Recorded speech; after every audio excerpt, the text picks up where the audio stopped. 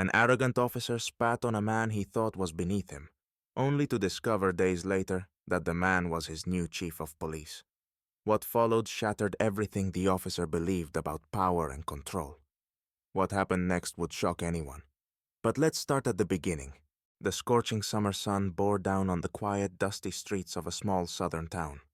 Officer Alan Harper, a white man in his mid-40s, drove lazily in his patrol car, his sharp eyes scanning the empty sidewalks. Alan's reputation preceded him. A man who bent the rules as he pleased, wielding his badge like a weapon of authority rather than a symbol of service.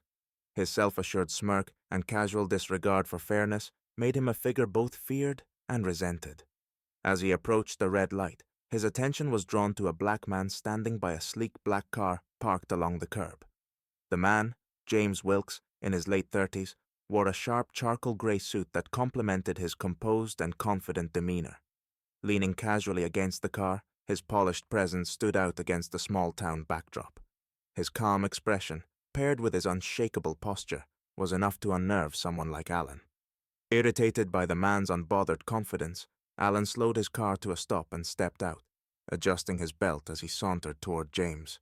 "Something wrong, officer?" James asked, his voice even and polite, yet carrying a quiet authority. Alan's smirk deepened into something more hostile. "Just wondering what you're doing here," he sneered, his words dripping with unwarranted suspicion. His tone was a deliberate provocation, a challenge meant to unsettle. James held his ground, his gaze unwavering. Alan, unamused by the man's calmness, crossed the line. Without warning, he spat on James's shoes, the glob marring the perfect shine of the leather. "Just making sure you know who runs this town," Alan said, his voice laced with condescension and cruelty. James's eyes darkened briefly, but his composure remained intact. With measured movements, he retrieved a white handkerchief from his pocket, crouched slightly, and wiped the spit from his shoes with precision. Standing upright, he fixed Alan with a cold, penetrating stare. "I think you've made that clear, Officer Harper," James said, his tone as icy as the summer heat was blistering. Without another word, James turned, opened the door to his car, and slid inside. The powerful engine purred to life, and he drove off smoothly, leaving Alan standing by the curb, still smirking, but with a faint unease beginning to simmer beneath his arrogance. The following morning, the precinct buzzed with nervous energy. Officers gathered in clusters, their conversations laced with curiosity and speculation. Word had spread quickly. The department's new police chief, chosen to bring accountability and reform, would arrive today. For many, this was an exciting development, but for others, like Officer Alan Harper, it was an unwelcome shakeup. Seated at his desk near the back of the room, Alan leaned back in his chair with an air of indifference. He twirled the pen lazily between his fingers, muttering under his breath, "More bureaucratic nonsense. Probably some pencil pusher with no clue how things work around here." His colleagues glanced his way but didn't respond, wary of his mood.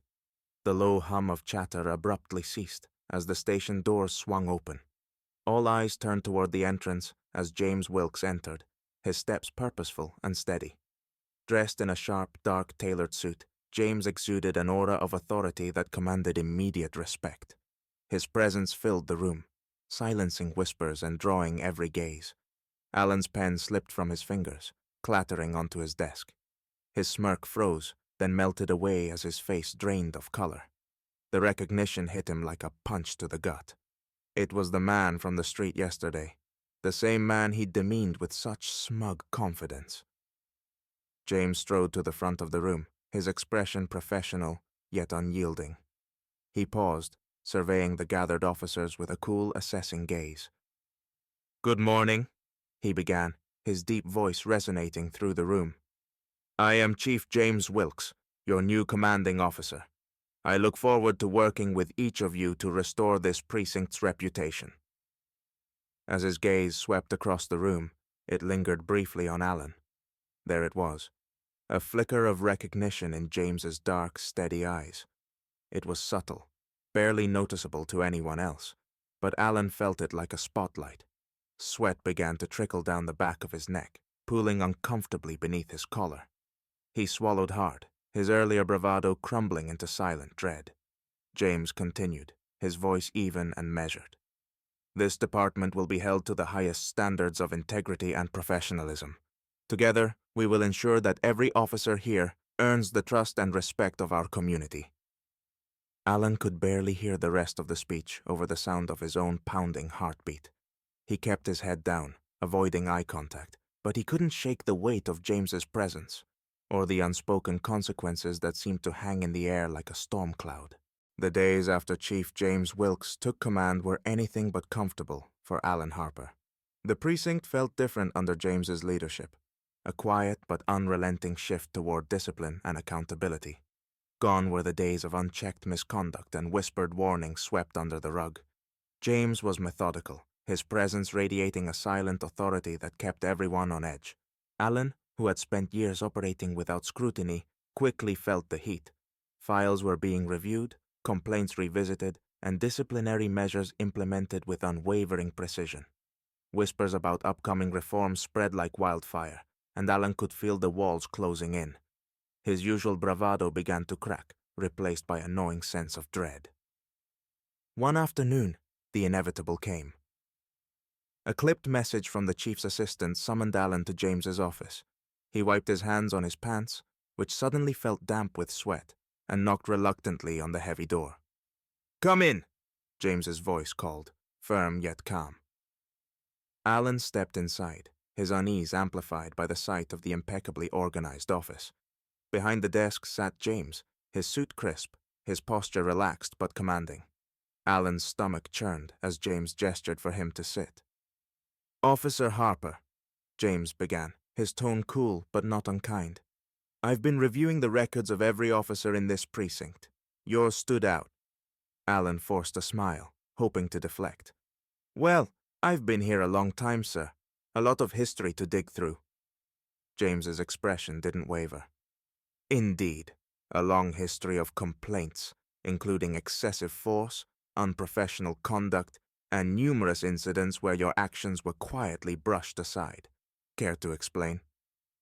Alan shifted in his seat, unable to meet James's piercing gaze. "Chief, with all due respect, those are just exaggerations. You know how people can be, always trying to make something out of nothing." James leaned forward slightly, his hands clasped on the desk. "What I know, Officer Harper, is that power is not a right, it's a responsibility. And what I've seen in your record, and with my own eyes, doesn't reflect professionalism or responsibility." Alan swallowed hard, his bravado now fully gone. "Look, Chief, if this is about what happened on the street," James's calm demeanor finally cracked, his voice dropping to a dangerously low register. "You mean the moment you thought it was acceptable to spit on me?"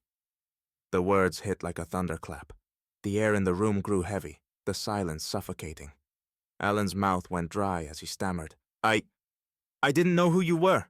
James's eyes flashed with something colder than anger, a quiet, righteous fury.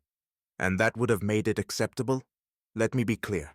Your badge does not give you the right to demean or humiliate anyone. What you did is the very behavior we are here to eliminate." Alan's heart pounded, his mind racing for a defense that wouldn't come. He tried to muster a weak apology, but James cut him off with a raised hand. "You've coasted for far too long, Officer Harper," James said, his voice steady but firm. "This department is no longer a safe haven for unchecked arrogance or abuse of power. Consider this your final warning. Step out of line again, and there will be consequences. Real ones. Do you understand?" Alan nodded hastily, his face pale and his voice barely above a whisper. "Yes, sir." James leaned back, his expression unreadable. "Good. You're dismissed." Alan left the office in a daze, the door clicking shut behind him like a judge's gavel. For the first time in his career, he felt the weight of accountability bearing down on him. Alan was suspended pending a formal review. Meanwhile, James addressed the department and the community, emphasizing accountability and respect. His actions sent a clear message. Misconduct would no longer be tolerated. The town, initially skeptical of change, began to notice tangible improvements under James's leadership. Community outreach programs were established, and complaints of police misconduct dwindled. As for Allen, the review board's investigation into his behavior led to his dismissal. Publicly disgraced, he left town, a stark reminder of the consequences of unchecked prejudice. James stood as a symbol of resilience and progress, proving that justice could prevail even in the face of systemic failure. His journey wasn't just about reforming a department. It was about restoring faith in what justice should truly represent.